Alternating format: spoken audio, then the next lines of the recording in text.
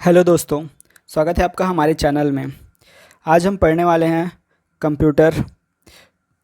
ठीक है, तो कंप्यूटर एमसीक्यूज़ स्टार्ट होने वाला है जो अमीन पटवारी एग्ज़ाम के लिए बहुत ही इम्पोर्टेंट है। तो स्टार्ट करते हैं पहले क्वेश्चन से बिना किसी देरी के। पहला क्वेश्चन है, कंप्यूटर का मस्तिष्क किसे कहा जाता है। सबसे पॉपुलर सवाल है, एग्ज़ाम्स में पूछे भी जाते हैं और इजी भी है। तो बताइए सही आंसर क्या होगा। मॉनिटर, सीपीयू, कीबोर्ड या फिर माउस। सही आंसर है आपका सीपीयू। सीपीयू का फुल फॉर्म कमेंट बॉक्स में लिखिए। आगे बढ़ते हैं सेकंड नंबर के क्वेश्चन की तरफ। एमएस वर्ड की फाइल का एक्सटेंशन क्या होता है। आपने एमएस वर्ड यूज़ किया होगा, तो जब हम सेव करते हैं तो फाइल कौन से फॉर्मेट में सेव होता है। क्या वो .xls या फिर .docx या फिर .ppt या फिर .txt। तो कौन से फॉर्मेट में सेव होता है। तो ये एक डॉक्यूमेंट है और डॉक्यूमेंट सेव होता है .docx। ठीक है, पहले doc होता था, अभी 2016 के बाद से docx होता है। ठीक है, आगे बढ़ते हैं थर्ड नंबर के क्वेश्चन की तरफ। www का फुल फॉर्म क्या होता है। World web wide, world wide world web, world wide web या फिर वेब वाइड वर्ल्ड। क्या होगा सही आंसर। सबको पता है वर्ल्ड वाइड वेब। क्लियर है। अगले क्वेश्चन की तरफ चलते हैं। बेसिक से हम लोग एडवांस की तरफ बढ़ेंगे।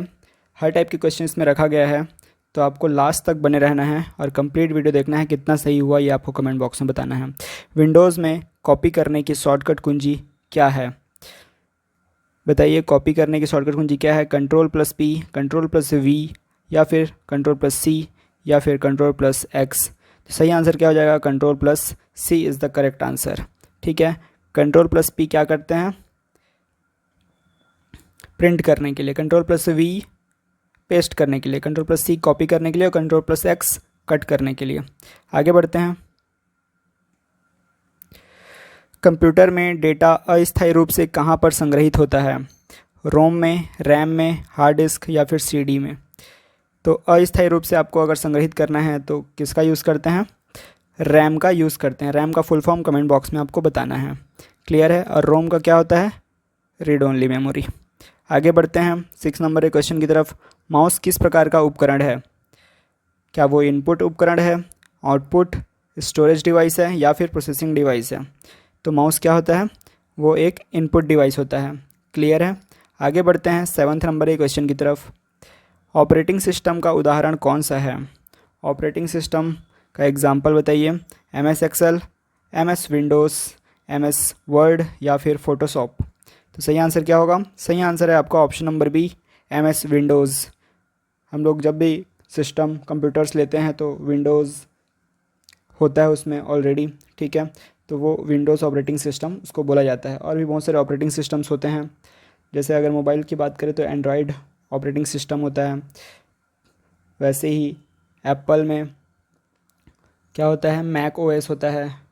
ठीक है, ऐसे अलग अलग, जैसे उबंटू एक ऑपरेटिंग सिस्टम है, जैसे कि लिनक्स एक ऑपरेटिंग सिस्टम है। तो इस टाइप से ऑपरेटिंग सिस्टम होते हैं। और बाकी जो यहाँ पर एक्सेल, वर्ड और फोटोशॉप है ये सॉफ्टवेयर है।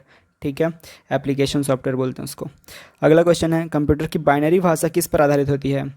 8, 4, 2, 16 ये सब क्या है। तो इसका सही आंसर है 2। बाइनरी, बाइनरी मतलब होता है 2। ठीक है, 2 पर आधारित। यहाँ पर 8 को क्या बोलते हैं, ऑक्टागोनल। ठीक है, और 16 को बोलते हैं हेक्सागोनल, और 4 बिट का भी होता है। ठीक है, अगर 2 बाइनरी भाषा की बात करें तो वहाँ पर 2 होता है, 0 एंड 1 पर बेस्ड होता है। ठीक है, वैसे 8 है तो 0 से 7 तक रहेगा, 16 है तो 0 से 15 तक रहेगा। ठीक है, तो ऐसे अलग अलग होते हैं। 4 है तो 0 से 3 तक रहेगा। आगे बढ़ते हैं। गूगल का वेब ब्राउज़र कौन सा है। बताइए गूगल का वेब ब्राउज़र क्या क्रोम है, सफारी है, फायरफॉक्स है या फिर एज है। सही आंसर क्या होगा, गूगल का वेब ब्राउज़र कौन सा है, तो वो क्रोम है। गूगल क्रोम आपने सुना होगा। क्रोम एक वेब ब्राउज़र है जिसकी हेल्प से आप वेबसाइट में कुछ भी सर्च करते हैं गूगल क्रोम ब्राउज़र में जाके। वैसे ही एप्पल के लिए सफारी होता है, और फायरफॉक्स है लाइनक्स वगैरह के लिए, और एज होता है इंटरनेट एक्सप्लोरर के लिए। ठीक है, आगे बढ़ते हैं। प्राइमरी स्टोरेज डिवाइस कौन सी है। Primary storage CD, hard disk, RAM या फिर पेन ड्राइव। सही जवाब क्या हो जाएगा, आपको प्राइमरी स्टोरेज करना है तो वो हो जाएगा आपका रैम, बाकी सब आपका सेकेंडरी डिवाइस में आता है। ठीक है। रैम आपका प्राइमरी डिवाइस होता है, ये कुछ समय के लिए आपका डेटा को स्टोरेज करके रखता है, इसको टेम्परेरी स्टोरेज डिवाइस भी बोलते हैं। क्लियर है, आगे बढ़ते हैं। एक्सेल में फॉर्मूला शुरू करने के लिए किस प्रतीक का प्रयोग किया जाता है? देखिए काफ़ी अच्छा क्वेश्चन है, ऐसे क्वेश्चंस एग्जाम्स में पूछे जाते हैं। बताइए सही आंसर क्या होगा। एक्सेल में जब हम लोग फार्मूला शुरू करते हैं तो क्या सबसे पहले लिखा जाता है? प्लस, इक्वल्स, डैश या फिर एस्टेरिस्क। इसमें से सही आंसर क्या हो जाएगा? अगर आपने थोड़ा भी एक आध बार भी एक्सेल का यूज़ किया होगा तो आपको पता होगा इक्वल टू का यूज़ किया जाता है। जब भी हम लोग कुछ भी प्लस माइनस करना हो तो सबसे पहले हम लोग इक्वल टू का यूज़ करते हैं, फिर उसके बाद जो भी फार्मूला है उसको लिखते हैं। क्लियर है, तो ये सही आंसर हो जाएगा इक्वल्स। क्वेश्चन नंबर 12, डीएनएस का पूर्ण रूप क्या है? फुल फॉर्म पूछा है डीएनएस का। ऑप्शन देख सकते हैं, domain name system, direct name setup, domain network service या फिर डेटा नेम सिस्टम।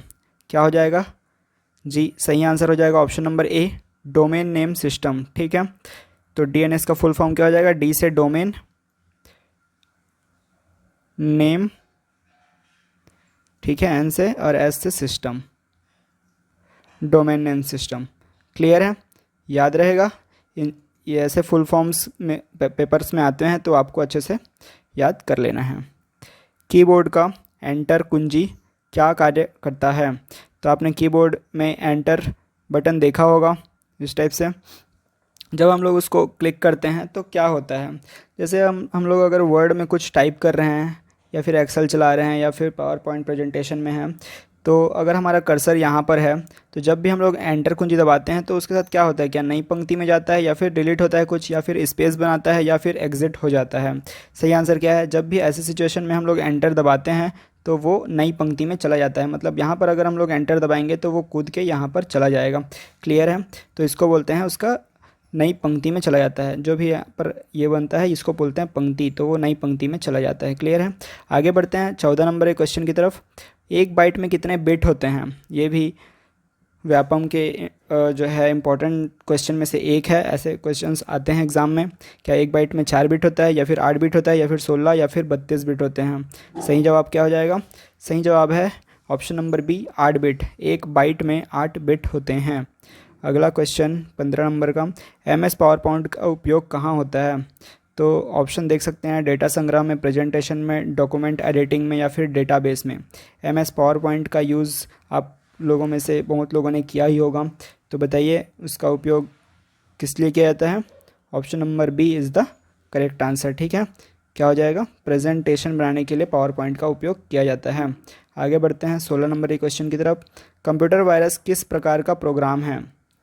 क्या यूटिलिटी प्रोग्राम है, मैलिशियस एप्लीकेशन प्रोग्राम या फिर डेटाबेस प्रोग्राम है? बताइए इनमें से कौन सा सही आंसर हो जाएगा। कंप्यूटर वायरस किस प्रकार का प्रोग्राम है? तो सही आंसर होगा option number B, malicious program में आता है। मैलिशियस मतलब जो आपको हानि पहुंचाता है।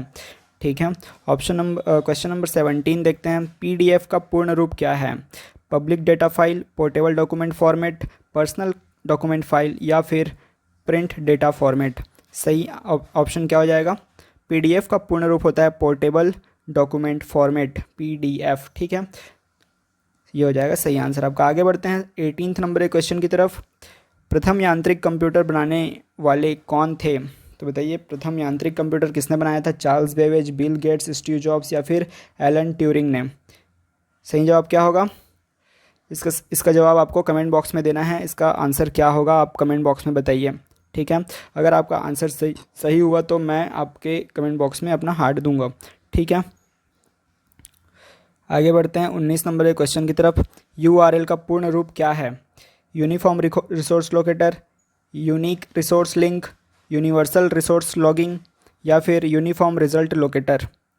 तो URL का पूर्ण रूप क्या होता है? इसका सही आंसर हो जाएगा option number A, uniform resource locator. Clear है, जब भी हम लोग कोई लिंक का पेस्ट करते हैं, किसी को देखते हैं या फिर लिंक पे क्लिक करते हैं तो वहाँ पर URL ही होता है, उसको URL बोलते हैं जो उस लोकेशन को दिखाता है। ठीक है, यूनिफॉर्म रिसोर्स लोकेटर। आगे बढ़ते हैं आज के लास्ट क्वेश्चन। ईमेल का पूर्ण रूप क्या है?